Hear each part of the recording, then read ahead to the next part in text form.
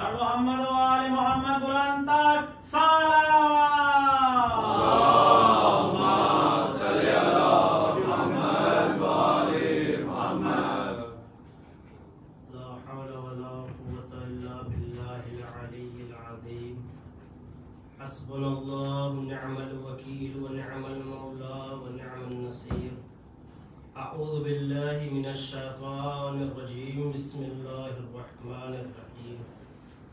الحمد لله الذي لا يبلغ مدحته القائلون ولا يحصي نعماه العادون ولا يودي حقه المجتهدون. الذي لا يدركه بعد الهمم ولا يناله غوص الفتن. الذي ليس لصفته حد محدود ولا نعت موجود ولا وقت معدود ولا أجل ممدود. فطر الخلائق بقدرته ونشر الرياح برحمته ووتد بالصخور ميدان أرضه. الصلاة والسلام على سيدنا ونبينا وشفيع ذنوبنا وحبيب قلوبنا وطبيب نفوسنا العبد المؤيد والرسول المسدد المصطفى الأمجد صاحب الأبد أول العدد الذي سمي في السماء بأحمد وفي الأرضين بالقاسم محمد. اللهم صل على محمد وعلى أهل بيته الطيبين الطاهرين المعصومين المظلومين المنتخبين المنتجبين المخصوصين بطرف البلاء المكرمين بتحف العناء. اللهم إنا نسألك بأن يوفقنا للعزاء الشهيد على مقتول الطريد صاحب الدمعة الساكبة ذي المصيبة الراتبة الذي بكت عليه البحار بأمواجها والسماوات بأركانها والأرض بأرجائها والأشجار بأغصانها. مولانا مولى الكونين ريحان رسول الثقلين نبي عبد الله الحسين عليه الأفضل الصلاة والسلام الذي قال في حقه نبي الإنس والجن من بكى على الحسين وبكى أو تباكى فله الجنة واللعنة الدائمة على أعدائهم منكري فضائلهم غاصب حقوقهم هادم مزارهم ظالم شيعتهم من يوم عداوتهم إلى قيام يوم الدين. أما بعد فقد قال الله تبارك وتعالى في الكتاب المجيد والفرقانه الحميد وهو أصدق القائلين وقوله الحق ثم الحق. بسم الله الرحمن الرحيم. من عمل صالحا من ذكر أو أنثى وهو مؤمن فلنحيينه حياة طيبة ولنجزينهم أجرهم بأحسن ما كانوا يعملون. صلوات بر محمد. اللهم صل على محمد وآل محمد. بزرگان ملت جعفریہ عزاداران سید الشہداء علیہ الافضل الصلاۃ والسلام عرصاداران امام مظلوم کربلا ماتمداران وسیع مصطفیٰ پروردگار عالم کا وہ قول کہ جسے میں نے آپ حضرات کی خدمت میں بعنوان مجلس اور بعنوان تقریر قرار دیا ہے. یہ سورہ مبارکہ نحل کی آیت ہے. سورہ مبارکہ نحل کی آیت ہے. سورہ نحل جو ہے قرآن مجید میں بھی پروردگار عالم نے کیا خصوصیت رکھی ہے. کہاں بڑے بڑوں کو جگہ نہ ملی, کہاں ایک چھوٹی سی مکھی کو جگہ دی. بڑے بڑوں کا کہاں تذکرہ نہیں ہے. اس کی وجہ کیا ہے, سبب کیا ہے. دیکھیے قرآن مجید کا ہماری زندگی میں اتنا ہی دخل ہے جتنا اہل بیت علیہ السلام کا. اگر ہم یہ سوچتے ہیں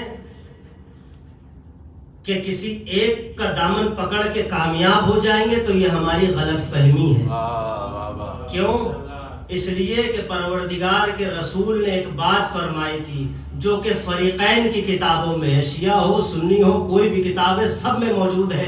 کیا ہے؟ انی تارکن فیکم الثقلین, میں تمہارے درمیان دو بہت وزنی چیزیں چھوڑے جا رہا ہوں، اس کو برداشت کرنا سب کے دل کی بات نہیں ہے، یہ بھی ادھر سے توفیق ہوتی ہے۔ ایک کیا ہے؟ کتاب اللہ و عترتی و اہل بیتی، ایک قرآن ہے، ایک اہل بیت علیہ السلام، یہ دونوں ساتھ میں، یہ دونوں ساتھ میں ہیں۔ دونوں میں سے کسی کا دامن بھی ذرا سا ہلکا سا ہاتھ سے نکلا اور ہماری کامیابی ہماری ناکامی میں بدل کے رہ جائے۔ مرحوم و مغفور خطیب اکبر مرزا اطہر صاحب یہاں پر ایک مثال دیا کرتے تھے، وہ آپ کو مثال آپ کی خدمت میں پیش کر دوں، شاید بات اور واضح ہو جائے کہ ہماری زندگی میں دونوں چیزوں کا دخل کیسے ہے۔ فرماتے تھے کہ اہل بیت اور قرآن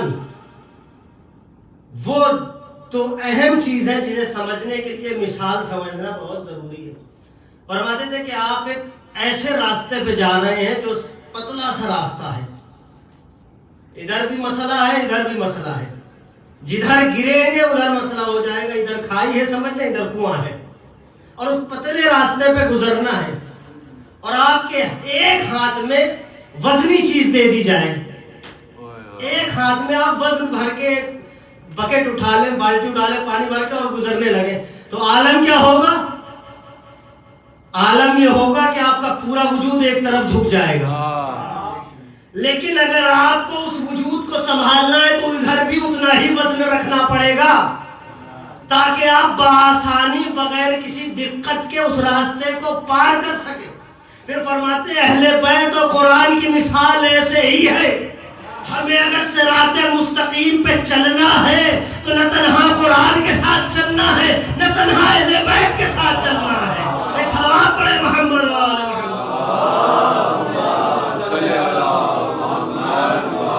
کیوں؟ ان میں سے تنہا جو رہے گا، دیکھیں پروردگار عالم نے اپنی کتاب کو، قرآن مجید کو بڑے ہنر کے ساتھ پیش کیا ہے۔ اس لاک ڈاؤن میں پوری دنیا سمجھ گئی ہے کہ بغیر استاد کے کتاب نہیں پڑھ سکتے۔ اگر میری بات سے اتفاق رکھتے ہو تو ضرور اس بات پر آپ توجہ دیجئے گا، پوری دنیا جان گئی ہے۔ آپ نے پوچھا بھائی بچہ کس کلاس میں؟ کہا بھائی پوچھئے مت، آپ تو 3 سالوں سے وہ جو کلاس چل رہی ہے اسے خود نہیں پتا کس کلاس میں ہے۔ کہا اچھا پڑھا کتنا، قابل کتنا؟ کہا قبلہ قابل کیا، بس چل رہا ہے۔ اچھا کیا چل رہا ہے؟ پڑھا نہیں؟ کہا پڑھا تو، لیکن کیسے پڑھا ہے وہ خود جانتا ہے۔ ہم نے کہا کیوں، دقت کیا ہوئی؟ کہ دنیا تو پہلے روز سے نعرہ لگا رہی ہمارے لیے کتاب کافی ہے، دنیا تو پہلے دن سے نعرہ لگا رہی حسبنا کتاب اللہ، ہمارے لیے کتاب کافی ہے، تب تو تمہیں عالم ہو جانا چاہیے کہ حضور یہ نعرہ ہے، پریکٹیکل نہیں ہے۔ پریکٹیکل میں کتاب کے ساتھ استاد بھی ضروری ہے، تب سمجھ میں آئے گا ورنہ کچھ سمجھ نہیں آئے گا۔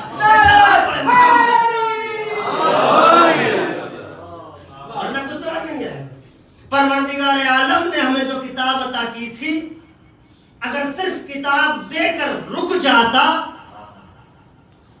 اور انتظام اساتذہ نہ کرتا تو ہم دنیا کے بازار میں ٹھوکریں کھاتے رہتے، ایک آیت کا لفظ بھی سمجھ میں نہ آتا۔ لیکن اس کریم کا کرم ہے کہ اس نے پہلے استادوں کا انتظام کیا، بعد میں کتاب بھیجی ہے۔ سلوات پڑھ دے محمد والے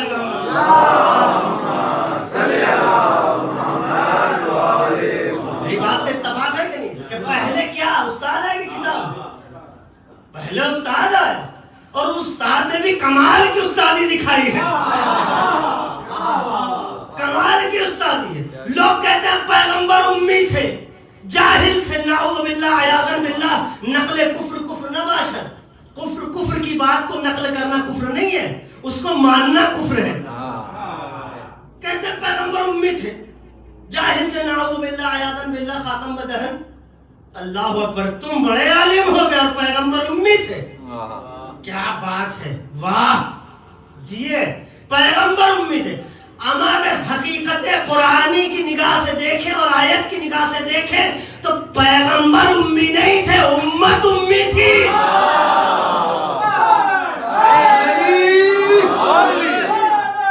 یا آپ پوچھیں وہ آیت کہاں گئی؟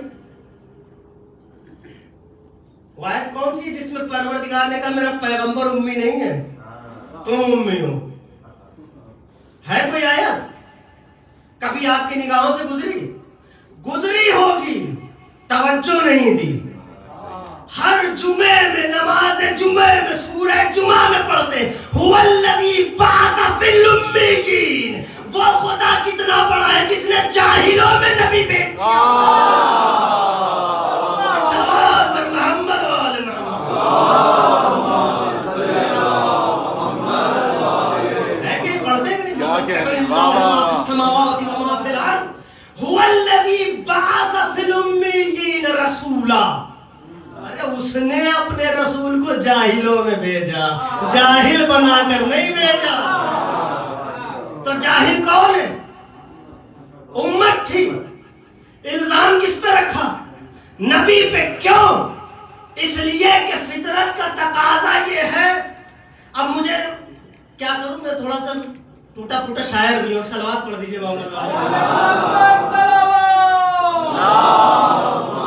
صلی اللہ محمد وآلہ محمد۔ جو مرحوم رضا سرسوی صاحب یہ 1 سال پہلے مرحوم ہو گئے، بڑی خدمات ہیں ان کی ایسے ہی، اور واقعاً جو ماں کے موضوع پہ انہوں نے کلام لکھے ہیں اور جتنے اشعار کہہ دیے ہیں، آج تک تاریخ شعر و ادب میں اتنے اشعار کسی نے ماں کے اوپر نہیں لکھے۔ ان کا مجھے ہے تو 4 مصرع، ہاں یاد آ گیا چاروں۔ عزاداری کے ٹکڑوں پر پلی ہیں جن کی اولادیں، عزاداری کے ٹکڑوں پر پلی ہیں جن کی اولادیں، رضا اور حیدری نعرہ انہیں اچھا نہیں لگتا۔ عزاداری کے ٹکڑوں پر پلی ہیں جن کی اولادیں، رضا حیدری نعرہ انہیں اچھا نہیں لگتا۔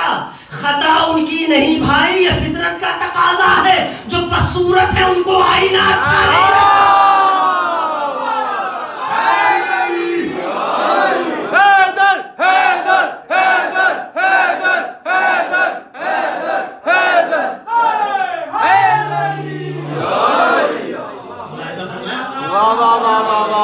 نبی کے امت کہنے میں جو سازش تھی وہ یہ تھی کہ جو خود جاہل ہوتا ہے وہ دوسرے کو عالم کبھی تسلیم نہیں کر سکتا۔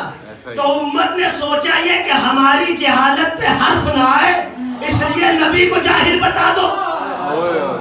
اگر نبی جاہل تھے نعوذ باللہ تو امت کو استاد لائے جس کے آگے نبی نے پڑھا ہو۔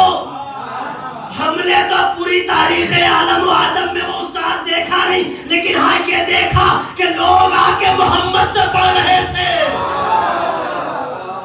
اب مجھے کوئی بتائے جاہل کب سے پڑھانے لگا؟ پڑھاتا وہ ہے جو عالم ہوا کرتا ہے۔ ایک صلوات پڑھے محمد والے محمد۔ قرآن کو بعد میں بھیجا، پہلے اس قرآن میں کسی قسم کی رد و بدل ممکن بھی نہیں ہے۔ ہم اور آپ اگر یہ چاہیں بھی تو دائرہ اسلام سے باؤنڈری لائن سے باہر ہو جائیں گے۔ ساری امت مسلمہ یکجا فیصلہ۔ ابھی ایک صاحب نے ہمارے ہندوستان سے کبھی کبھی ایسا ہو جاتا ہے کہ بدبختی کہیں سے بھی نکل سکتی ہے۔ جب نوح کا بیٹا ہو سکتا ہے، جب جناب نوح کا بیٹا ہو سکتا ہے بدبخت، تو کہیں سے وہ نام کے آگے ان کے بھی غلطی سے رضوی لگا ہوا تھا، وسیم رضوی۔ کیا کر 26 آیتیں بیکار ہے، اسے نکال دو۔ یہی ہے، آپ نے سنا ہوگا۔ یہ اس لیے کہ یہ دہشت گردی کو پروموٹ کرتی ہیں، اس کو پروموٹ کرتی ہیں۔ اور یہ اللہ اکبر، جس قرآن میں زبر زیر پیش کو ادھر ادھر کرنا ممکن نہ ہو، وہ 26 آیتیں نکالے گا۔ کر سکتے ہیں ادھر ادھر؟ نہیں کر سکتے۔ 26 آیتیں، اس کو تو لگا کہ یہی اب سب سے صحیح ہو گیا۔ بعد میں کیا ہوا؟ بھاگا پھر رہا ہے، کہیں جا کے پکڑا گیا، ابھی جیل میں۔ نہ دنیا ملی نہ دین ملا، دین سے بھی جاتا رہا، اسلام بھی چھوڑا، تیاگی صاحب بنے، بعد میں پکڑے گئے، وہ ابھی جیل میں ہے۔ اب بتائیے 26 آیتیں کا منکر کا تو یہ عالم ہے، جو پورے قرآن کا منکر ہو اس کا کیا ہوگا؟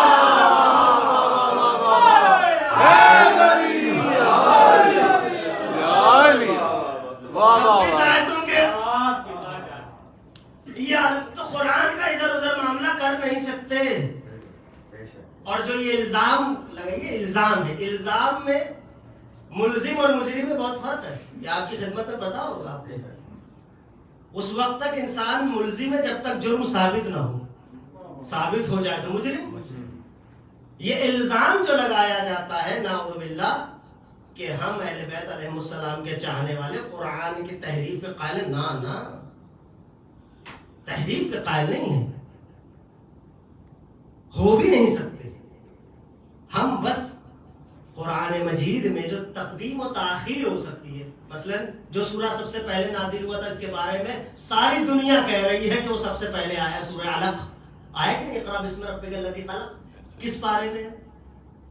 آخری پارے میں ہے کہ نہیں؟ سب سے پہلے آیا، سب سے آخری آیت 5ویں پارے میں، 5ویں سورہ میں ہے. کیا الیوم اکملت لکم دینکم. واہ واہ. آخری یہ ہو سکتا ہے کہ ادھر سے ادھر رکھ دی گئی ہو جمع کرنے میں. یہ جمع کرنے کا تعلق انسانوں سے ہے، وہاں سے نہیں ہے. جمع کرنے والوں میں غلطی ہو سکتی ہے، نہ بھیجنے والوں میں ہے نہ پہنچانے والوں میں. ایک صلوات پڑھ دیجئے محمد صلی علی محمد. اس قرآن میں پروردگار عالم نے بڑے نزاکتیں رکھی ہیں. بتائیے اس مکھی کا کیا کردار ہے کہ اس پہ سورہ رکھ دی ہے، سورہ نحل. اس سے بھی چھوٹی اور سورہ نمل. چیٹی کتنی چھوٹی ہوتی ہے، آپ چیٹی کو دیکھنے ڈھونڈنے جائیں، ڈھونڈنا پڑے گا آپ کو، لیکن اس پہ بھی سورہ ہے. تو یہ قرآن کی جو حکمت ہے وہ یا وہ جانے یا اہل بیت جانے. اس قرآن مجید میں پروردگار عالم ارشاد فرما رہا ہے کیا؟ اچھا قرآن بہت ضروری چیز ہے. میں نے آپ کی خدمت میں اس کی ضرورت کو پہلی بیان کر دیا کہ وہ اور اہل بیت دونوں ساتھ میں ہونا. اور یہ تو ماشاءاللہ بہار قرآن کا مہینہ ہے. تو ماشاءاللہ بہار قرآن کا ایک تو ماہ مبارک رمضان، اوپر سے قرات قرآن، پھر اس پہ سے ذکر وسیع رحمان، نور علی نور ہو گیا ہے، سب ہو گیا. اس قرآن مجید میں ایک آیت، اب قرآن مجید کی اکثر ہوتا یہ ہے کہ ہمارا جو وہ ہوتا ہے دستور، ہمارا مطلب ہماری صنف کا علماء اور ذاکرین اور خطباء کا ہوتا یہ کہ مشہور آیات پہ گفتگو کرتے ہیں. میں تھوڑا سا جو ہے وہ ہٹ کے بات کرنے کی کوشش کر رہا ہوں، مشہور آیت پہ نہیں کر رہا ہوں. کیا کہہ رہا قرآن؟ من عمل صالحا من ذکر او انثى، مرد و عورت میں سے جو بھی عمل صالح انجام دے گا وہ مومن، وہی مومن ہے. اور جو یہ والا مومن بن جائے گا عمل صالح کے ساتھ تو ہوگا کیا؟ اجر کیا ہے؟ فَلَنُحْيِيَنَّهُ حَيَاةً طَيِّبَةً، ہم اس کی حیات کو حیات طیبہ بنا دیں گے، اس کی زندگی کو مثالی زندگی بنا دیں گے. وَلَنَجْزِيَنَّهُمْ أَجْرَهُمْ بِأَحْسَنِ مَا كَانُوا يَعْمَلُونَ، اس کو ایسا اجر دیں گے جو اس نے کیا بھی نہیں ہوگا اس کا اجر بھی مل جائے گا. یہ قرآن کا ہے، لیکن شرط کیا ہے؟ عمل صالح ہونا چاہیے. اچھا اس عمل صالح کو کیسے سمجھیں گے؟ پہلی بات یہاں پر دو چیزیں، ایک تو عمل ہے صالح ہو، دوسرے انجام دینے والوں میں کوئی قید نہیں ہے، وہ چاہے عورت ہو یا مرد ہو، مومن ہو یا مومن ہو. قرآن کی نگاہ میں صنف کی قید نہیں ہے کہ کون ہو. اس کی نگاہ میں خاتون بھی خاتون جنت ہو سکتی ہے، اس کی نگاہ میں خاتون بھی مریم ہو سکتی ہے، اس کی نگاہ میں مرد ہو کر ہلاک ہو سکتا ہے، اس کی نگاہ میں عورت ہو کے کامیابی لی جا سکتی ہے. اس کے یہاں مرد و عورت کا کوئی نہیں، بھائی یہ مرد ہے ان کو زیادہ فوقیت حاصل ہے اس لیے ان کو ہم کامیاب کر دیتے ہیں، پاس کر دیتے ہیں. چلو نہیں، پاس ہونے کی ایک شرط کیا ہے؟ ایک تو عمل صالح ہے، لیکن یہ اکیلا کافی ہے؟ نہیں کافی. وہ بھی قرآن بتائے گا کہ اکیلا کافی نہیں عمل صالح. ایک صاحب دن بھر سجدے میں پڑے رہے اور سوچے کہ میں کامیاب ہو گیا، تو کہ کامیاب ہے صرف سجدہ؟ نہیں. پھر آئیے قرآن پڑھتے ہیں. والعصر ان الانسان لفی خسر، قسم ہے عصر کی انسان گھاٹے میں، الا الذین آمنوا وعملوا الصالحات، کامیاب کون ہے؟ جو ایمان اور عمل صالح لے کر آئے گا۔ اس کا مطلب خالی عمل صالح کامیابی کی ضمانت نہیں ہے، ایمان ہونا چاہیے تب کامیابی کی ضمانت ہے۔ صلوات پڑھ دے محمد والے محمد۔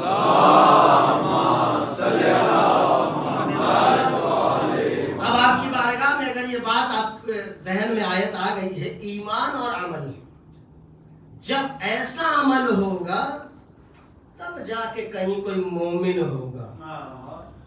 ایمان پہلے شرط ہے۔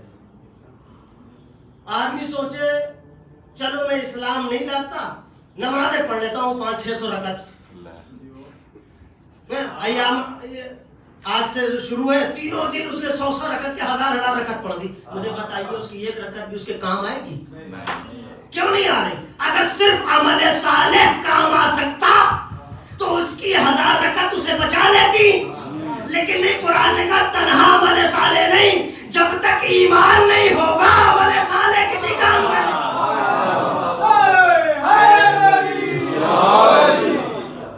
پہلے ایمان لاؤ۔ اچھا تم ایمان کہتے کسے؟ کہتے کسے؟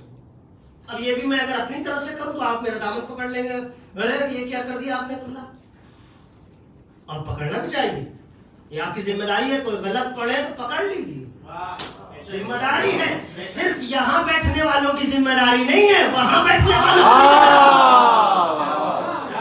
اگر ہم وہ ذمہ داری بھول جائیں گے تو یہاں سے کچھ بھی بیان ہو جائے گا۔ یہ منبر پیغام محمد و آل محمد اور خدا کے پیغام کو پہنچانے کے لیے، اپنی ذاتی باتیں کرنے کے لیے نہیں ہے، ذاتی باتیں نہیں، یہ منبر سے آپ پیغام آل محمد پہنچائیے، پیغام خدا اور رسول پہنچائیے، اس لیے ہے منبر۔ جتنی ذمہ داری یہاں بیٹھنے والوں کی ہے اس سے کہیں زیادہ آپ کی ہے۔ کیوں؟ اس لیے کہ یہاں ایک آدمی ہے، اتنوں کو سنا رہا ہے، پتہ نہیں کیا چل رہا ہو ذہن میں، وہاں اتنے ہیں اور ایک کو سن رہے ہیں، ہم سب کا ذہن ایک کی طرف ہے، میرا ذہن تو ہر ایک کی طرف ہے، پتہ نہیں کس کے ذہن میں کیا چل رہا ہے، ایکسپریشن بھی دیکھ رہا ہوں، ایکسپریشن، واہ واہ واہ واہ واہ، سب مل کے مجھے دیکھ رہے ہیں۔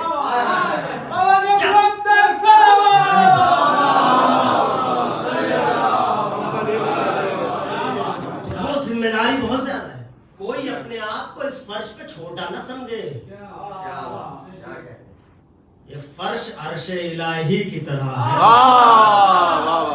جس فرش پہ اہل بیت قدم رکھتے وہ عرش سے کم نہیں ہے۔ تو یہاں کی ذمہ داریاں بہت زیادہ ہیں، اس سے بھاگنے کی ضرورت نہیں ہے۔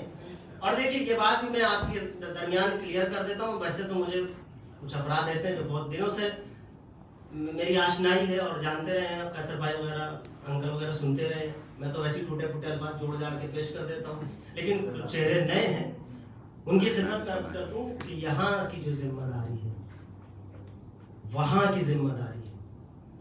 اگر یہاں سے میں خود میں اپنی ذات کو کہہ رہا ہوں، مجھ جیسا حقیر اگر کچھ غلط پڑھے تو آپ کی ذمہ داری ہے کہ آپ اسے ٹوکیں، ورنہ وہی غلط کچھ دنوں میں صحیح ہو جائے گا۔ ایسا ہی ہے، ایسا ہو گیا۔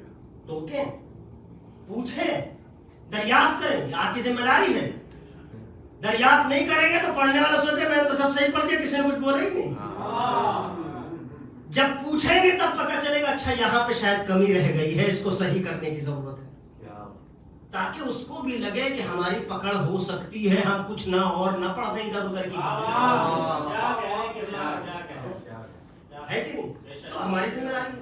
تو عزیزان گرامی، تو عمل اور ایمان، اچھا تو ایمان کسے کہتے ہیں پھر؟ اب میں نے یہ بات اس لیے کی تاکہ میں قرآن کی خدمت میں جا سکوں۔ قرآن کیا کہہ رہا ہے؟ کچھ لوگ نبی کے پاس آئے، یا رسول اللہ آمنا، اے رسالت ماں ہم ایمان لے آیا۔ رسول تو وہ ہے کہ ما ینطق عن الہوی ان ہوا الا وحی یوحی، اپنی مرضی سے کچھ بولتا ہے نہیں، ادھر سے حکم ہوتا ہے۔ اس نے تو اہل بیت کے نام اپنی مرضی سے نہ رکھے، منتظر رہا آسمان کی طرف دیکھ کر، خدا جو تو کہے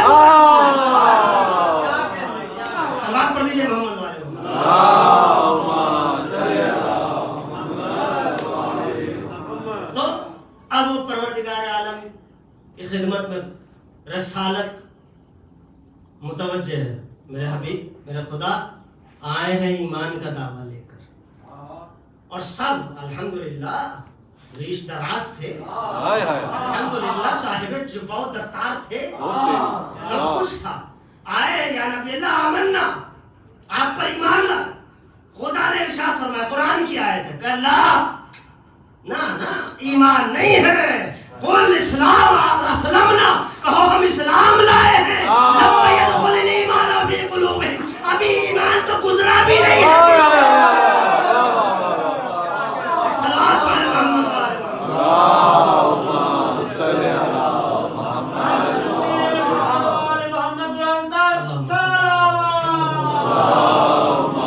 صلی علی ابھی تو یہ اسلام ہے، ایسا ہی لم يدخل الایمان فی قلوبہم، ابھی تو ایمان گزرا بھی نہیں ہے ادھر سے، کیسے کہہ رہے ہیں کہ ایمان ہے؟ پیغمبر ان سے کہیے یہ اسلام ہے ایمان نہیں، یہ قرآن کہہ رہا ہے، میں نہیں کہہ رہا ہوں، قرآن نے اسلام و ایمان کو الگ کر کے بتایا، ایمان کی منزل الگ ہے، اسلام کی منزل الگ ہے واہ واہ ہو سکتا ہے بندہ مسلم تو ہو لیکن مومن نہ ہو۔ مل کے واہ واہ ہے کہ نہیں؟ فرق ہے تو مومن ہوگا کون؟ دیکھیں قرآن کی آیت یاد رکھیے گا کہ قبول اور حیات طیبہ اسی کو ملے گی جو ایمان اور عمل صالح کے ساتھ ہوگا۔ پھر مومن کون ہوگا؟ مومن کون ہوگا؟ اے میرے حبیب کچھ تو بتائیے، آپ تو جو بتا دیں گے ہم وہ کریں گے، ہمارا تو مسئلہ یہ ہے کہ جو ادھر سے آئے گا اسی پہ ہمیں چلنا ہے، اور پیغمبر اکرم کا مسئلہ یہ کہ جو ادھر سے آئے گا وہی بولنا ہے۔ میں نے شاید کسی مجلس میں کسی سال یاد بیان کیا تھا، وہ آیت حدیث قدسی میں فرق، اگر آپ کی خدمت میں آپ کو یاد ہو تو میں نے یہی پر کسی مجلس میں بیان کیا تھا کسی سال، آیت حدیث اور حدیث قدسی میں کیا فرق ہے۔ اب جو نبی فرمائیں گے وہ ہے حدیث، ہم ہیں حدیث کے منتظر۔ آیت تو ہم نے پڑھ لی کہ ایمان و اسلام الگ الگ شے ہیں، اب حدیث چاہیے جو بتا دے ایمان کیا ہے۔ ہمیں سمجھ میں نہ آتا اگر ہم جنگ خندق پر ایک منظر نہ دیکھتے کہ اس میں نبی کو کہنا پڑا آج کلے ایمان کلے کفر کے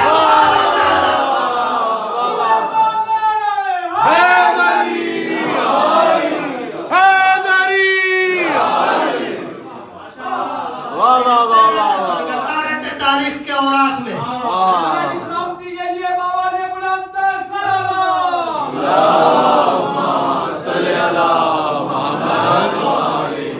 تاریخ کے اوراق میں سرگردہ رہتے اگر رسول کا یہ جملہ نہ نظر آتا، اور اس سے بڑھ کر ایک اور جملہ پھر ملا، وہ کیا ملا؟ رسول نے سارے انبیاء کے معاملات کو منحصر کر دیا ایک ذات پر، وہ یہ کہہ کے دیکھو میں اس لیے اسے کل ایمان کہہ رہا ہوں کہ آدم اس میں، نوح اس میں، عیسیٰ اس میں، موسیٰ اس میں، ابراہیم اس میں، اسماعیل اس میں، عیسیٰ اس میں، ذوالقرنین اس میں، اما ان انبیاء کے صفات دیکھنا ہو تو ایک ذات کو دیکھتے جاؤ، صفات سمجھ میں آتے چلے جاؤ۔ صلوات پڑھ محمد یہ کیا ہے؟ یہ ہوا ایمان۔ ایمان کیا ہے؟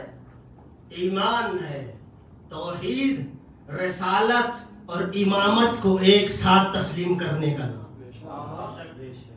توحید، رسالت اور امامت کو ایک ساتھ تسلیم کرنے کا نام ایمان ہے۔ ایمان ہے۔ اچھا 8 ہجری میں ایک واقعہ ہوا تھا، 8 ہجری میں، اسے فتح مکہ کہتے ہیں، آپ نے سنا ہوگا علماء ذاکرین، فتح مکہ۔ 8 ہجری کے بعد تو اتنا اسلام کا لباس تو ایسے بٹ رہا تھا جیسے گفٹ ہیمپر ہو، ایسا لوگ ایمان میں نہیں آئے، اسلام میں داخل ہو گئے، اور جوخ در جوخ. لیکن نبی کو اس وقت یہ حکم تھا انہیں مسلمان تو ہونے دو, ایماندار بھی ہو جائیں گے, پہلے آنے تو دو اس در پہ. جیسے جناب ابراہیم کا واقعہ یاد ہوگا, ہمیں سجدہ کرنے تو دو, دل میں ہم پیدا کریں گے. وہی والا معاملہ تھا, نبی نے راستہ کھول دیا, آ جاؤ. حتیٰ کہ اس کے گھر میں پناہ کا حکم دیا, اس کے گھر کو چنا اور یہ کہا جو وہاں چلا جائے گا اس کو ضمانت ہے, جو خود ابھی اسلام لا رہا ہے. ابو سفیان کا گھر چنا, کہا جو وہاں چلا جائے گا, یہ کیا ہے, یہ حکمت پیغمبر ہے, تاکہ وہ بندہ جو ابھی مسلمان ہونے کا دعویٰ کر رہا ہے, میں دعوے کا لفظ جان بوجھ کے کہہ رہا ہوں, دعویٰ کر رہا ہے, وہ اس دعوے سے بھی بھاگ نہ پائے, اسی لیے اس کے گھر کو. تو عزیزان گرامی, اب یہ ہو گیا ایمان اور یہ ہو گیا ایک اسلام. اب اگر ایمان ہے, الا الذین آمنوا, صاحبان ایمان ہی کامیاب ہے, اور عمل صالح کرنے والے. قرآن نے کہا جو عمل صالح انجام دے گا وہ مومن. ہمیں یہ توفیق اسے ہی ملے گی کہ جس کے دل میں ایمان ہوگا.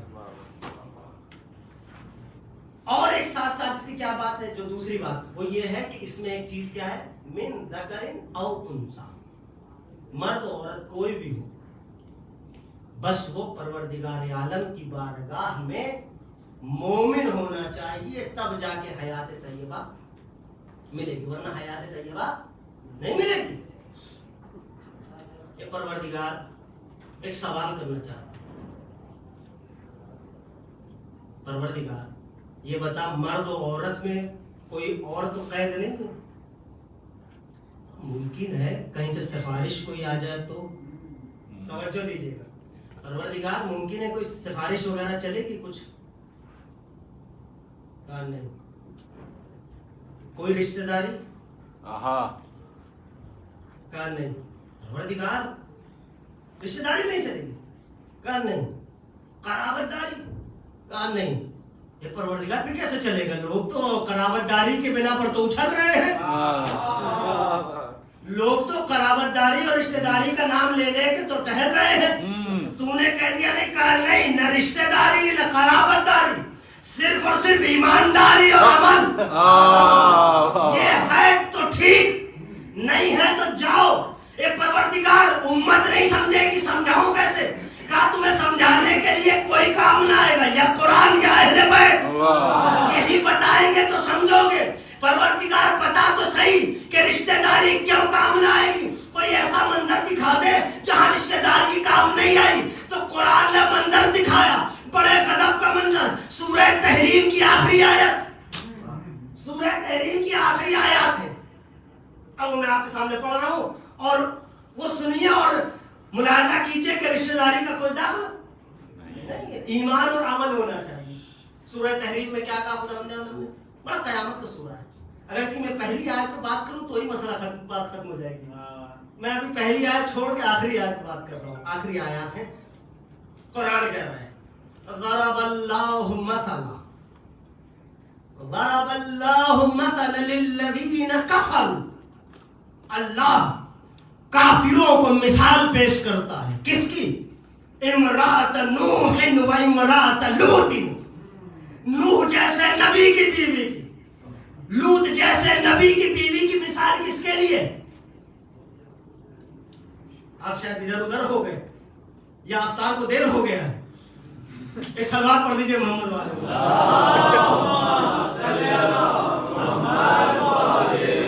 اللہ نے کافروں کے لیے مثال پیش کی ہے, کون, امن نوح جیسے نبی کی بیوی, مثال ہے کافروں کے لیے.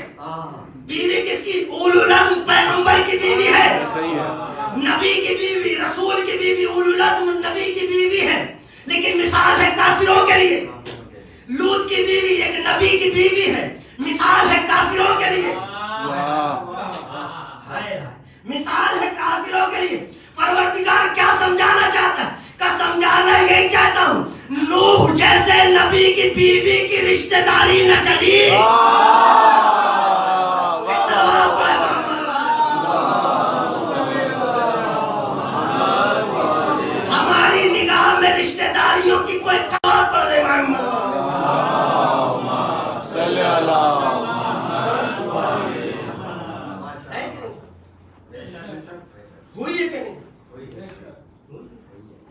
بھائی جو لوگ زیارت سے مشرف ہو چکے ہیں وہ میری بات کی تصدیق کریں گے، اور جو لوگ نہیں گئے خداوند متعال بحق کے مولا متقیان علیہ الصلوۃ والسلام کو زیارت سے مشرف ہو.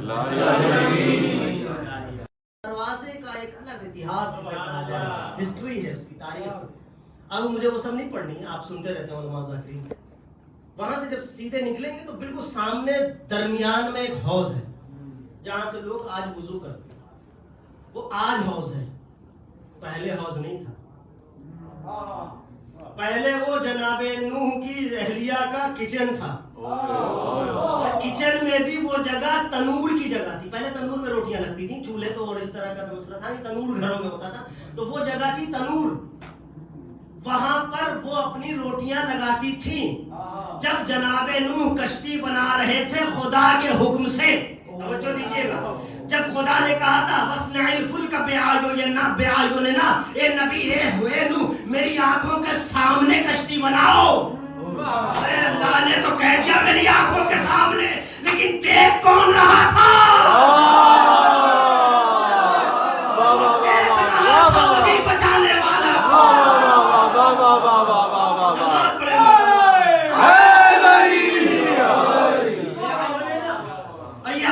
سمجھ میں کب آیا؟ جب 13 رجب کو نبی نے اٹھا کے آنکھوں کو کہا جب آنکھوں کو کہا یہ عین اللہ ہے، تب سمجھ میں آیا یہ عین اللہ کیا تھا. اچھا میری آنکھوں کے سامنے بنا، نبی بنا رہے ہیں لیکن بیوی تانے کس رہی، دماغ چل گیا. میں نقل کر رہا ہوں، دماغ خراب ہو گیا. جتنا معاملہ جو ہے نا ادھر ادھر کا ہوتا ہے وہ گھر میں آ کے پھوٹتا ہے. دماغ خراب ہو گیا ان کا. اور یہ وہ نعوذ باللہ میں نقل کفر کر رہا ہوں. اور آج جو ہے نجف اشرف سے تقریباً 4-5 کلومیٹر دور پہ آج بھی چھوٹا سا ٹکڑا ہے پانی کا، سمندر کا چھوٹا سا ٹکڑا ہے دریا. اس زمانے میں اور دور لگتا تھا، کہاں کوفے کی مسجد، ٹھیک ہے 8 کلومیٹر تو ویسے ہی ہے مولا کے حرم سے، 8-9 کلومیٹر، اوپر سے 5-6 کلومیٹر اور آگے چلے جائیں 15-16 کلومیٹر دور پہ کہیں تھوڑا بہت پانی، تھوڑے بہت پانی کا تصور. کہنے کہاں یہاں پہ باڑھ آنے والی کہ تم یہاں کشتی بنا لو. یہ بھی کوئی یہ حماقت سے کم ہے کہ تم ایسی جگہ کشتی بنا لو جہاں خشک ہے معاملہ، پانی کا تصور نہیں ہے. بس خداوند متعال کا معاملہ یہی ہے، جہاں کچھ نہیں ہوتا وہاں وہ کرتا ہے. ہاں بھائی جناب اسحاق کی بیوی نے کیا کہا تھا؟ میں کیسے ماں بن سکتی ہوں، انا عقیم، میں بانجھ ہوں.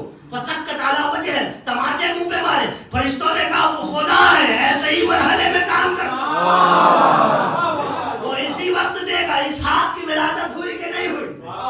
اور ابراہیم کی اسحاق کی ولادت ہوئی کہ جناب ابراہیم کے لیے اسحاق کی ولادت ہوئی کہ نہیں ہوئی؟ ٹھیک.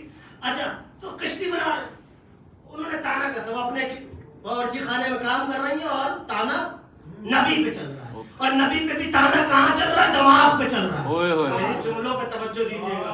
نبی کے دماغ پہ حملہ ہو رہا ہے. نبی کا دماغ صحیح نہیں ہے. تاریخ نے لکھا جیسے ہی آمد طوفان نوح شروع ہوا تو شروعات اسی تنور سے ہوئی. اللہ اکبر. اس تنور میں پانی ابلنے لگا. بیوی ہے پریشان ہے، اے نوح نبی اللہ یہ کیا ہو رہا ہے؟ کہا جس بات کا تمہیں شک تھا آج یقین میں بدل رہا ہے. ایسا بات پڑھ دیجیے تم. صلی اللہ محمد. لیکن میری بات ختم نہیں ہوئی، وقت بہت ہو گیا. مجھے بتائیے گا، میں اتر آؤں گا. بسم اللہ بسم اللہ. میں بھی پوری تفصیل لکھا. اب پانی وہاں سے ملا، لیکن یقین نبی پہ نہیں ہے. یقین نبی پہ نہیں، ایمان نبی پہ نہیں ہے. جب ایمان نہیں ہے تو چاہے نبی کی بزم کا بندہ ہو، قرآن کہہ رہا ہے وہ کافروں کی مثال ہے، وہ لوط کی مثال ہے، لوط کی بیوی کی مثال ہے. یعنی کافروں کے لیے نوح اور لوط کی بیویوں کی مثال پیش کر کے خدا نے بتا دیا جب لوط اور نوح جیسے نبی کی بیوی کو نہ چھوڑا تو خاتم المرسلین کے یہاں اگر ایسا ہوا تو ان کو بھی یہی سب.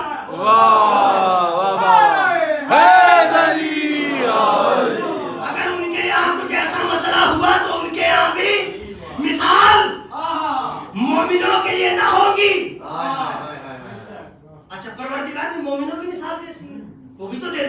پھر آگے کی آیت نے سہارا دیا. لیکن میں قرآن کی آیت پڑھ رہا ہوں, میں اپنی طرف سے کچھ نہیں بیان کر رہا ہوں. قرآن نے پھر سہارا دیا. ضرب اللہ مثلا, اللہ نے مثال پیش کی. للذین آمنوا, صاحبان ایمان کے لیے. کس کی مثال؟ امرأۃ فرعون و مریم ابنۃ عمران. اللہ نے مومنوں کے لیے جسے مثال بنایا, آئیڈیل بنایا, وہ ہے فرعون کی بیوی, وہ ہے مریم. فرعون کون ہے؟ کون ہے فرعون؟ اب اسے تو کافر بھی نہیں کہہ سکتے. کافر وہ ہوتا ہے جو خدا ہونے کا انکار کرتا ہے, وہ تو خدا ہونے کا دعویٰ کر رہا ہے. وہ تو کافر بھی نہیں ہے, پتہ نہیں کون سی کیٹیگری میں اس کو رکھیں گے. وہ تو خدا کا مد مقابل بنا ہوا. خدا کا دعویٰ کرنے والے کی بیوی کو خدا نے اتنی اہمیت دی کہ وہ مومنوں کے لیے آئیڈیل بن گئی. وجہ کیا ہے؟ ایمان موسیٰ پہ ایسا ہے, عمل اتنا اچھا ہے, اس وجہ سے. سلوات پڑھے محمد. کیونکہ ایمان کے معاملے میں کوئی توڑ نہیں, اور عمل تو آپ دیکھ رہے ہیں کہ گودی میں موسیٰ کو پانا ہے. میں اس آیت کو میں نے آج جان بوجھ کے چھیڑا ہے تاکہ 21 رمضان المبارک کو جو مجلس آپ کی خدمت میں پیش کروں وہ اسی آیت کے اس جملے سے ملا دوں کہ آسیہ نے کسے پالا ہے؟ موسیٰ کو. جناب موسیٰ کہاں پلے ہیں؟ فرعون جیسے فاجر کے دربار میں. اس بات کو یہیں روک دیجئے گا, اور اس کو پاؤز کرنے کے بعد جب ریزیوم کریے گا تو 21 تاریخ کو یہیں روک دیجئے گا, یہیں روک دیجئے گا. اگر میں بھول جاؤں تو مجھے یاد دلائیے گا کہ وہاں پہ بات روکی تھی اور اسے اس بات سے ملانا تھا. ہو سکتا ہے بھول جاؤں, اس لیے کہ شیطان انسان کا کھلا ہوا دشمن ہے. وہ تو چاہتے ہی نہیں کوئی اچھا عمل کرے, وہ تو عابدوں کو بھی عبادت سے بہکا دیتا ہے. تو یہ کس کی مثال ہے؟ مومنین. اور رشتہ داری, رشتہ داری دیکھ لے. موسیٰ سے کوئی رشتہ داری نہیں آسیہ کی, کوئی رشتہ داری نہیں, کوئی تعلق نہیں.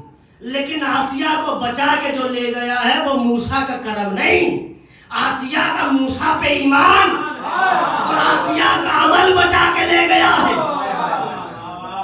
آج قرآن میں اگر کوئی سورہ فجر پڑھ رہا ہے جسے سورہ امام حسین کہتے ہیں, اگر وہ پڑھ رہا ہے تو ممکن نہیں آسیہ کو یاد نہ کرے. اس لیے کہ جب بھی والفرعون ذو الاوتاد کی آیت آئے گی, وہ فرعون جس نے کیلوں سے لوگوں کو نصب کر دیا, تو وہ لوگ کوئی اور نہیں, وہ خود اپنی بیوی آسیہ کو زمین میں نصب کر دیا تھا موسیٰ پہ ایمان رکھنے کی وجہ سے. اور قرآن کہہ رہا ہے والفرعون ذو الاوتاد. وہ فرعون کتنا ملعون ہے جس نے کیلوں سے کسی کو نصب کیا ہے. وہ کسی کون ہے؟ رشتہ داری نہیں چلے گی. کیا چلے گا؟ ایمان اور عمل صالح. خود نوح کا بیٹا کشتی میں سب بیٹھ گئے, وہ جا کے پہاڑ پہ کھڑا ہو گیا. پہاڑ کو تو نہ تب کسی نے بچایا تھا نہ اب کسی نے بچایا. پہاڑ نے کسی کو نہیں بچایا. نہ نوح کے زمانے میں پہاڑ کام آیا, نہ نبی کے زمانے میں پہاڑ کام آیا. وہ جا کھڑا ہو گیا. نبی نے کہا ادھر آ جاؤ میرے پاس. کہا صحابی جبل مجھے پہاڑ بچا لے گا. نبی نے کہا آج کوئی نہیں بچائے گا, آج وہی بچائے گا جو بلا رہا ہے. جو بلا رہا ہے وہ بچائے گا. نہیں آیا. صحابی جبل ان کا لفظ قرآن میں موجود ہے. میں قرآن کی آیات ہی آپ کی خدمت پیش کر رہا ہوں. صحابی جبل مجھے پہاڑ بچا لے گا. نہیں بچایا. پانی بڑھتا گیا, وہ اوپر چڑھتے گئے. چاہے جتنی بلند ہو جاؤ, کتنا بھی بلند ہو جاؤ, جب حکم خدا نافذ ہوگا تو کوئی بچ نہیں. ڈوبا کہ نہیں ڈوبا؟ ڈوب گئے. اب ڈوب گئے تو کیا جناب نوح کا دل, پروردگار میرا بیٹا. قرآن نے پھر کہا لیس من اہلک, اے نبی وہ تمہارا بیٹا نہیں. یعنی نبی سے بیٹے والی رشتہ داری نہ چلی تو بیوی والی رشتہ داری.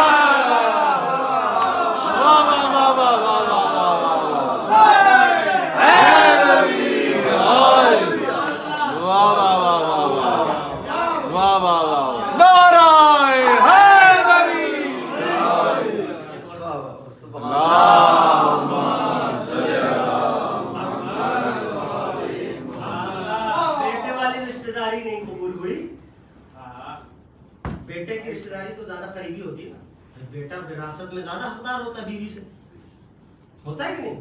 ماں سے زیادہ، اپنی ماں سے زیادہ حقدار بیٹا ہوتا ہے، کیونکہ بیوی کا حق انسان کی وراثت میں 8واں حصہ ہے، 8واں حصہ ہے، لیکن بیٹے کا اس کا تو سارا سب کچھ ہے، اس کو دے کر قرض دے کر جو بچے گا سب اس کا.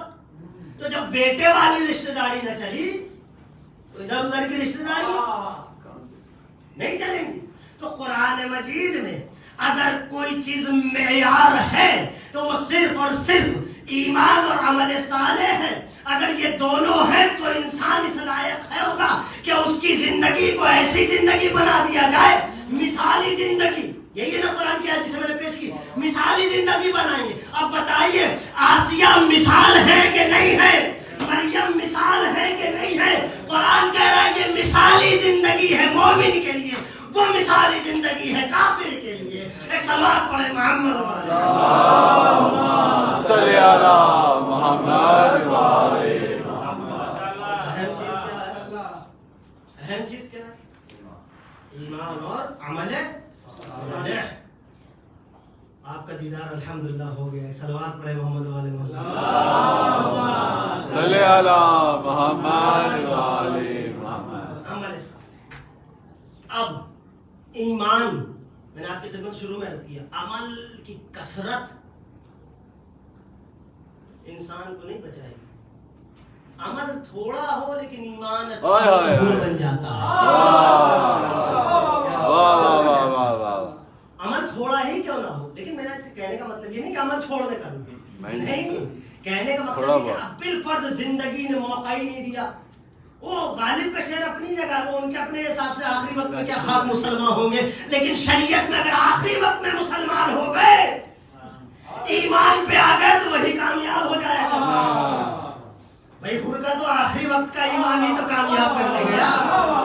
وہ غالب اپنی جگہ انہوں نے اپنی شاعری اپنے حساب سے کی ہوگی، لیکن شریعت میں اس کا کوئی دخل نہیں ہے.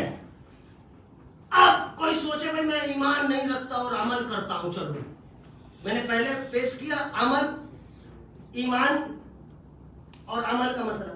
اب صاحب نہیں بھائی ہم تو بہت مخلص آدمی ہیں اللہ میاں کے، ہم تو چھوڑتے ہی نہیں مسلمان، ایک لمحے کے لیے نہیں چھوڑتے. کوئی ایسا عمل مخاطب میں بچا نہیں جو ہم نے کیا نہ ہو، کوئی ایسی دعا بچی نہیں. اچھا کیا ہے لیکن اہل بیت سے محبت کیسی ہے؟ وہ تو ٹھیک ہے، پتہ چلا اہل بیت کو اپنی طرح سمجھ رہے ہیں، عمل پہ عمل کیا جائے.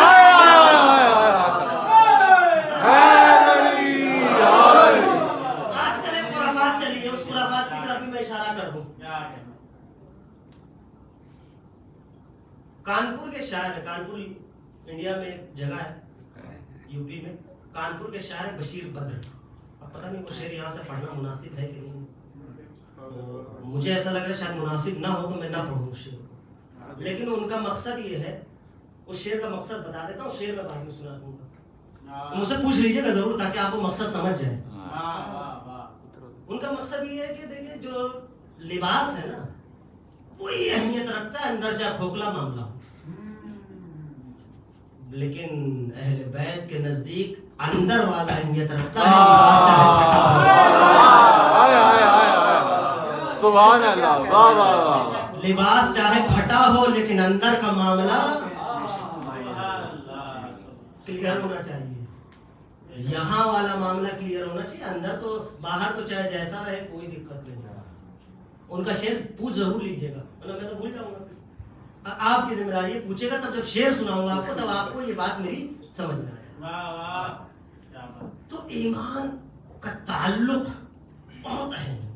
اب ہم ایک صاحب نے بیڑا اٹھا لیا کہ اب تو چھوڑ رہے نہیں مسجد کچھ، بس ہاتھ میں تسبیح ہے اور سر پہ جو ہے وہ ہمیں نشان بنا لینا، چھوڑنا ہی نہیں. ٹھیک ہے اچھی بات ہے، لیکن اہل بیت کے ساتھ بغیر نہیں، اہل بیت کے بغیر تو ایک رکعت بھی قبول نہیں ہوئی.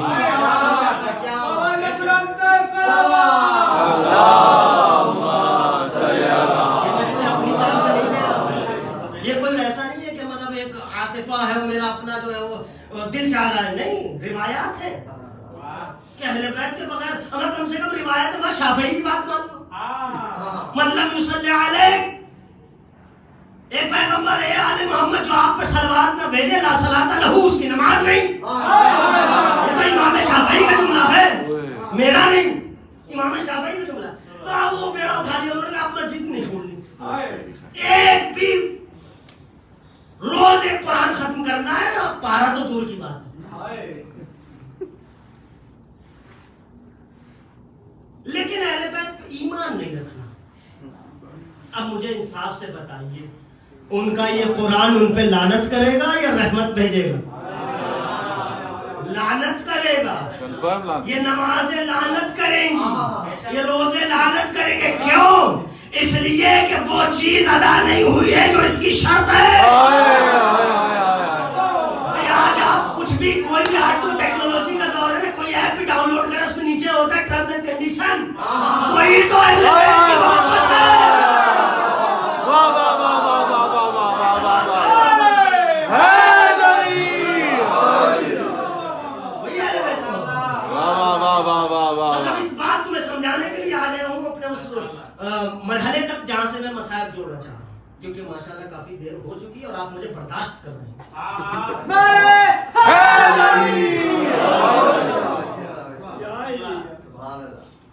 ٹھیک ہے. اب آج کی شب کا جو پیش خیمہ ہے وہ ہے جنگ نہروان. آج کی شب کا جو پیش خیمہ ہے، جو پس منظر ہے، وہ ہے جنگ نہروان. جنگ نہروان 38 ہجری میں ہوئی ہے اور 40 ہجری میں امام کی 38 ہجری میں جنگ نہروان ہوئی ہے. جنگ نہروان میں جو لوگ تھے، یہ وہ گروہ تھا کہ جو امیر المومنین کی ظاہری خلافت سے پہلے کافی ایکٹیو تھا. اس میں پھر دو گروہ بن گئے، ایک جنگ نہروان میں خوارج کی طرح پہنچ گیا، ایک الگ ہو گیا. جنگ نہروان میں امام نے جو تلوار چلائی ہے، قیامت کا منظر ہے، جنگ خیبر، خندق، احد سب. لیکن جنگ نہروان وہ کافروں کے ساتھ نہیں تھی، وہ مشرکوں کے ساتھ نہیں تھی، وہ ملحدوں کے ساتھ نہیں تھی، وہ یہودیوں کے ساتھ نہیں تھی، وہ مسلمانوں کے ساتھ تھی. جنگ نے فیصلہ کیا مسلمان کون ہے، مومن کون ہے.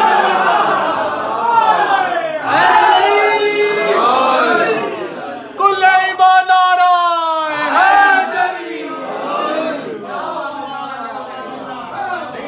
جنگ احد آپ کا کافروں کے ساتھ، خیبر یہودیوں کے ساتھ، خندق بھی یہودیوں کے ساتھ ہو گئی. لیکن جنگ نہروان نہ کوئی بھی نہیں تھا. لیکن کیا کسی کی عبادتیں میرے مولا کی تلوار کو مرعوب کر پائیں؟ نہ. وہ تو جب چلتی تھی تو بس 70 نسلیں دیکھتی تھی، نہ قرآن دیکھتی تھی، نہ نماز دیکھتی تھی، نہ روزے دیکھتی تھی. بس 70 نسلیں دیکھتی تھی. کوئی ہمارا والا ہے تو جا.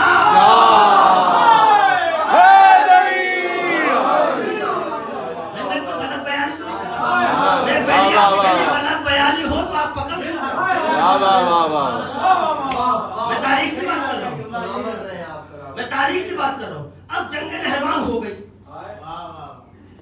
جنگ نہروان کے بعد کچھ میرے مولا کی تلوار کے ذائقے سے دو چار ہوئے، جو بھی لوگ دو چار مرے نہیں، دو چار ہوئے یعنی جن کی ملاقات میرے مولا کی ذوالفقار سے ہو گئی، جن کی ملاقات عمران کے بیٹے کی ذوالفقار سے ہو گئی. مر گئے وہ، بہت سارے لوگ مرے. آپ سب پلٹ کے لشکر، یہ عراق میں عراق جاتے ہوئے جب ادھر سے آئیں گے کوفے کی جان، کوفے میں مولا تھے تو عراق میں ہی ایک جگہ ہے نہروان کا علاقہ، وہ موصل وغیرہ کی طرف ہے، وہاں پر یہ جنگ ہوئی تھی.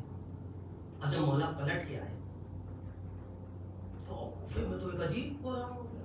جو لوگ عبادتوں سے مرغوب ہوتے ہیں وہ ایسا ہی کوہرام مچاتے ہیں.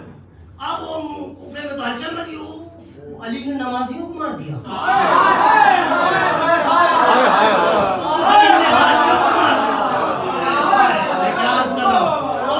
علی نے تو حاجیوں کو مار دیا، علی نے قاریوں کو مار دیا، علی نے حافظوں کو مار دیا، علی نے روزہ داروں کو مار دیا. اب یہ پورے کوفے میں عام ہے باتیں، یہ نہروان کے بعد کی بات ہے، عام ہے، بڑا شہرا ہے.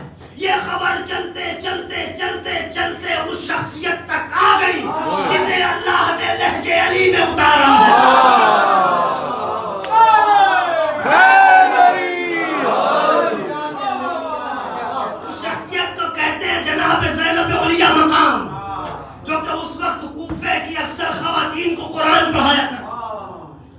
ان کے کانوں تک آ گئی کہ میرے بابا کے لیے کہا جا رہا ہے علی نے نمازیوں کو مارا، علی نے روزے داروں، بلاؤ سب کو. بی بی نے کہا کہو کہ زینب نے بلا.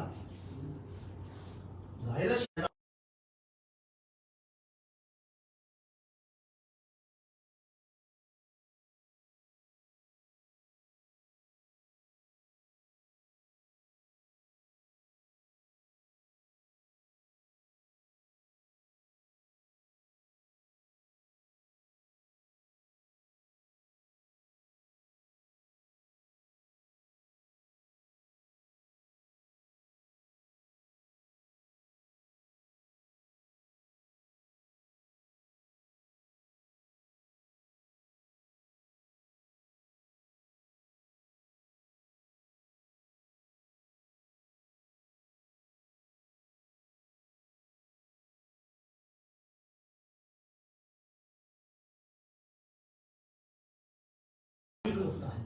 اگر شہزادی سلام اللہ علیہ نام پہلی بات تو وہ اہل بیت کا گھرانہ ہے، غلط بیانی ہوئی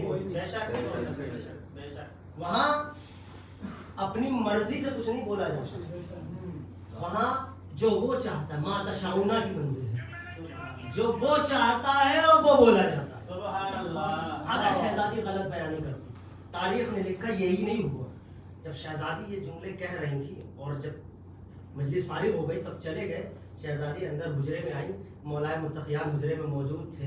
شہزادی کے شانے پہ ہاتھ رکھ کے ایک جملہ کہا، میری بیٹی اسے کہتے ہیں زینو. اب آپ کی زینت یہ بیٹی ہوتی ہے جو باپ کی عزت کو بچا لے.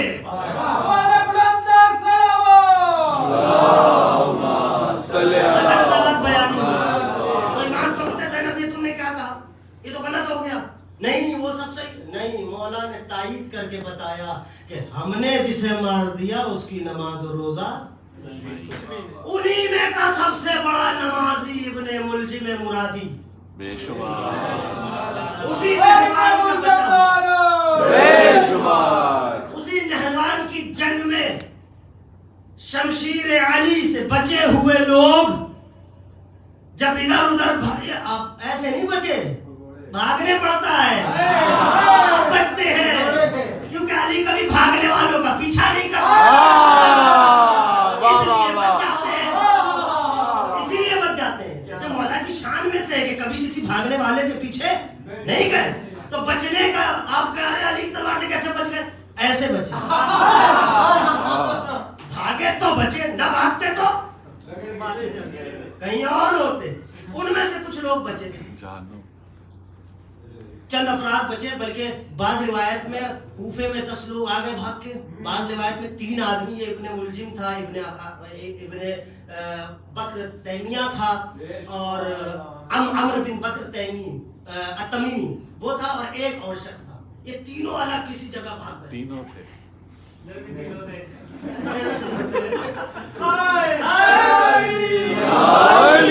کہیں اور بھاگ گئے. اور جب معاملہ بہت ٹھنڈا ہوا، سب پلٹ آئے. اور یہ اب یہ 38 ہجری کی بات ہے، میں آپ کی خدمت میں ہجری سے لکھا عرض کیا. اب یہ 40 ہجری میں کوفے آیا، آ کے ان 10 افراد سے ملا جو کوفے پہلے وہیں نہروان کی بچی ہوئے جو تھے وہ آ گئے. ان سے ملا، مشورہ کیا، بھائی کیا کرنا ہے.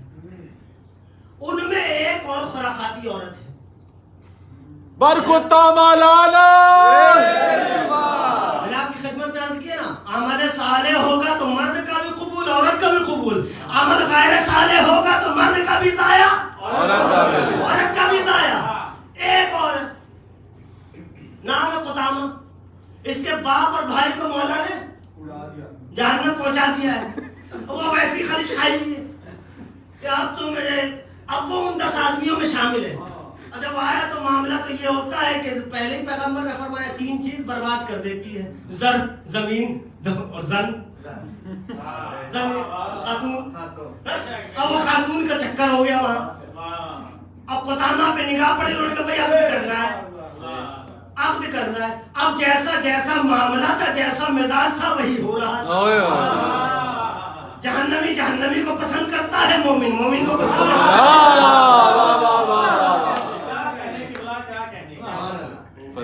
واہ واہ واہ انہوں نے وہ بھی بڑی ہوشیار تھی، بڑی ہوشیار تھی. اس نے کہا بندہ تو ٹھیک ٹھاک مل گیا ہے، اب اس سے کام نکلوا لو، اپنے بعد میں دیکھا جائے. جیسے یزید نے کیا تھا بھائی، معاویہ نے جو کیا تھا وہ یہ، معاویہ جو ابھی امام حسن کے لیے کیا کیا، اشد کی بیٹی کو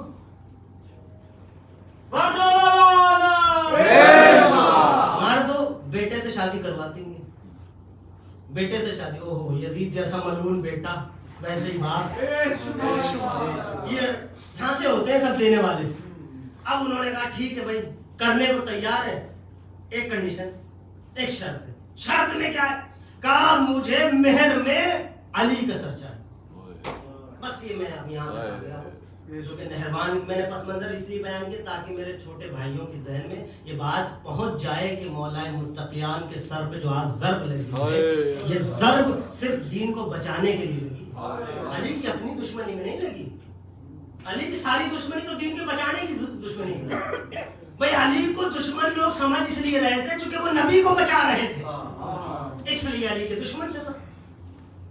اب اس نے باقاعدہ پلاننگ کی، کچھ لوگوں سے کہا تو کچھ لوگ ناراض ہو گئے. ناراض اس لیے ہوئے وقت کے وہ ہیں خلیفہ ہیں، اور وقت اس وقت پورا نظام حکومت ان کے ہاتھ میں، ان کو کیسے کریں.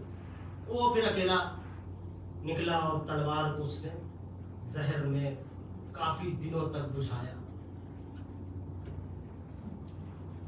زہر میں تلوار بالکل بجھ گئی. مجھے شہادت کے وہ نہیں کرنا، صرف آج کا منظر جو قیامت کا، آج بڑی قیامت کی شب ہے. زینب کو یتیم کرنے والی شب آج کی شب. کلثوم کے سر سے باپ کا سایہ، عزاداروں ہم یہاں رونے آئے ہیں. بی بی سلام اللہ علیہا آپ سب کو اجر دیں، آپ ان کے شوہر نامدار پہ آنسو بہانے. آج کی شب حسن و حسین کے سر سے باپ کا سایہ اٹھا لے. آج کی شب کوفے کو یتیم کر کے رکھ دے گی. آج کی شب جو آ رہی ہے، جو صبح نمودار ہونے والی ہے، قیامت. میں بہت بڑے مصائب نہیں پڑھوں گا، کوئی شہادت بھی نہیں، بس صبح ضربت بھی آپ کو مصائب سننے ہیں. میں صبح ضربت تک پہنچا رہا ہوں اور انشاءاللہ پھر صبح ضربت میں نماز سے پہلے آپ کی خدمت میں مصائب پیش کروں. اے عزادارو، سن 40 ہجری ہے. امیر المومنین نے سن 40 ہجری میں کوفے میں خطبہ دیا. 13 رمضان المبارک منبر پہ مولا ہے، خطبہ دیتے دیتے اپنے بیٹے حسن سے پوچھتے ہیں بیٹا آج کیا تاریخ ہے؟ امام حسن نے کہا بابا آج 13 رمضان المبارک ہے. متوجہ ہوا امام حسین کی طرف، اے میرے لال کتنے دن بچے ہیں؟ کہا 17 دن بچے ہیں میرے آقا. ایک مرتبہ مولا نے اپنی ریش مبارک پہنا، بس چند دن بچے ہیں. علی کی ریش علی کے سر کے خون سے علی کی داڑھی علی کے سر کے خون سے رنگین ہو جائے گی. اجرکم اللہ عزادارو، آپ کی آوازیں بلند ہیں، بیوی نوازوں پہ رحمت نازل ہو. تاریخ کہتی ہے 2-4 دن گزرے تھے، مولا بازار سے جا رہے ہیں، سامنے سے ابن ملجم آ رہا تھا. مولا بازار سے جب نکلے تو میسم تمار کی دکان پہ بیٹھ گئے اور ابن ملجم جا رہا ہے. مولا نے کہا میسم اسے پہچانتے ہو؟ کہا مولا یہ تو ابن ملجم ہے نا، عبد الرحمن. کہا ہاں. کہا اور کچھ؟ کہا یہ میرا قاتل ہے. اے میسم اس ماہ میں تمہارا مولا تم سے بچھڑ جائے گا. میسم یہ میرا قاتل ہے. میسم نے کہا آقا جب پتا ہے تو قتل کر دیجئے. پکڑ لیجئے. میسم سے مولا نے جو جملہ کہا ہے نا وہ تاریخ عدل و انصاف میں اس سے بڑا جملہ نہیں مل سکتا. فرماتے ہیں میسم ہم اہل بیت جرم سے پہلے سزا نہیں دیتے. ہائے ہائے پتا تھا کہ قاتل یہ ہے، اس کے باوجود اسے سزا نہ دینے والا علی کے لفظ. تاریخ گزرتی گئی. تاریخ نے لکھا جب 19 رمضان المبارک کی شب، یعنی آج کی شب، اس وقت مولا اپنی بیٹی کو کلثوم کے گھر میں مہمان ہیں، لیکن جناب کلثوم کا بیان یہ ہے کہ میرے بابا کو جب میں نے افطار دی، آپ نے ابھی افطار کی، خداوند عالم ان لوگوں کی اور اراکین کی توفیقات میں اضافہ فرمائے، کسی چیز کی کوئی کمی نہیں تھی، لیکن تاریخ کہتی ہے جب جناب کلثوم نے مولا کے سامنے افطار لے کے افطار حاضر کی تو ایک پیالے میں دودھ رکھا اور ایک چھوٹی سی کٹوری میں نمک رکھا، مولا کے سامنے رکھ دیا۔ ایک مرتبہ میرے آقا نے اور جو کی چند روٹیاں، مولا نے ایک مرتبہ اپنی بیٹی کا چہرہ دیکھا، فرمایا اے میری لاڈلی، کیا کبھی اپنے بابا کو ایک وقت میں 2 طرح کا کھانا کھانا دیکھا ہے؟ اے لاڈلی، جب تک علی زندہ ہے کوفے کا کوئی بھوکا نہیں رہ سکتا۔ اے میری لاڈلی ایک کھانا اٹھا لو۔ بیوی نے نمک اٹھانا چاہا، مولا نے کہا نہیں، دودھ اٹھا کے لے جاؤ۔ ارے ہاں یہ وہی علی ہے، آج دودھ کا پیالہ واپس ہو رہا ہے۔ ارے چند روز بعد ارے اسی دودھ کی ضرورت پڑے گی۔ امام نے افطار کیا، بیوی فرماتی کہ حجرے میں چلے گئے۔ بیوی فرماتی میں نے پہلی بار اپنے بابا کو اتنے سالوں میں اتنا مضطرب دیکھا۔ بار بار خیمے سے نکلتے حجرے سے اور آسمان کی طرف دیکھے، کہتے ہیں ہاں ہاں یہ وہی رات ہے جس رات کا محمد نے مجھ سے وعدہ کیا۔